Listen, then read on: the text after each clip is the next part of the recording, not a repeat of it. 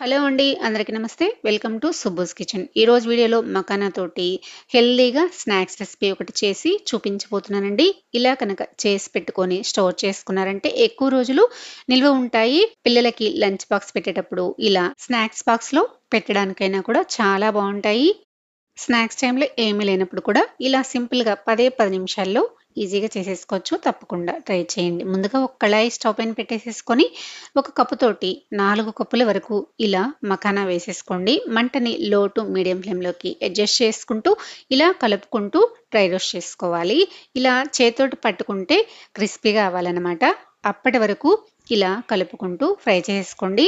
ఇలా ఫ్రై చేసుకున్న వీటిని ఒక ప్లేట్‌లోకి వేసుకొని చల్లారనివ్వండి. ఇప్పుడు అదే కళాయిలో ఒక 2 టేబుల్ స్పూన్ల వరకు నెయ్యిని వేసేసుకొని, పావు కప్పు బాదం పప్పు వేసుకోండి. బాదం ఇలా చిన్న చిన్న ముక్కలుగా కట్ చేసుకొని వేసుకొని, ఇవి కొంచెం ఫ్రై చేసుకున్న తర్వాత ఒక పావు కప్పు వరకు ఎండు కొబ్బరి ముక్కలు వేసుకోండి.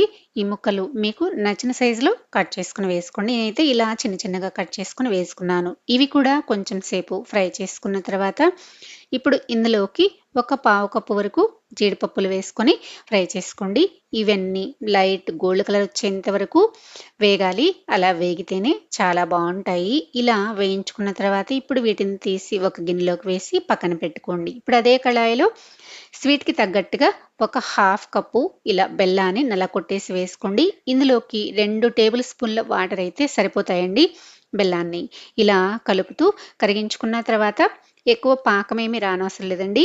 ఇలా కరిగిన తర్వాత ఒక 2-3 నిమిషాలు అంటే ఇలా కొంచెం దగ్గర పడేంత వరకు ఉడికించుకుంటే సరిపోతుంది. ఇలా దగ్గర పట్టాక మనం వేయించి పెట్టుకున్న డ్రై ఫ్రూట్స్ వేసేసుకొని ఇలా ఒక్కసారి కలిపేసుకున్న తర్వాత ఇందులోకి మనం ఫ్రై చేసి పక్కన పెట్టేసుకున్న మకానా కూడా వేసేసుకోవాలి. ఇలా మకానా వేసుకున్న తర్వాత స్టవ్ సిమ్‌లో పెట్టేసేసుకొని ఇలా మొత్తం బాగా కలిసిపోయేలాగా కలిపేసుకోవాలి. అంటే మనం చేసుకున్న పాకము మకానాకి పట్టేలాగా ఈ విధంగా కలిపేసుకున్న తర్వాత ఇప్పుడు స్టవ్ ఆఫ్ చేసేసుకొని వేడిగా ఉన్నప్పుడే 1 టేబుల్ స్పూన్ నువ్వులు ఇలాగా చుట్టూరు చల్లేసేసుకోండి.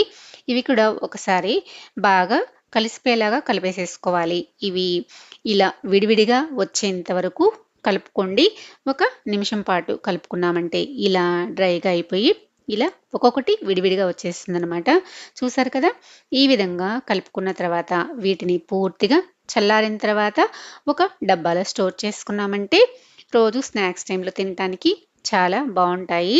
ఇవి తినేటప్పుడు కూడా మధ్య మధ్యలో మనం కొబ్బరి వేసుకున్నాం, బాదాం అలానే జీడిపప్పు వేసుకున్నాం కదా! ఇవి పంటికి తగులుతూ ఇంకా టేస్టీగా చాలా బావుంటాయి.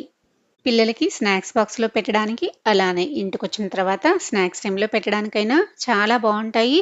తప్పకుండా మీరు కూడా ట్రై చేసి ఎలా వచ్చాయో కామెంట్ చేయండి. వీడియో నచ్చితే లైక్ చేసి సబ్స్క్రైబ్ చేసుకోండి, షేర్ చేయండి. మరో మంచి వీడియోతో మళ్ళీ కలుద్దాం. Thanks for watching.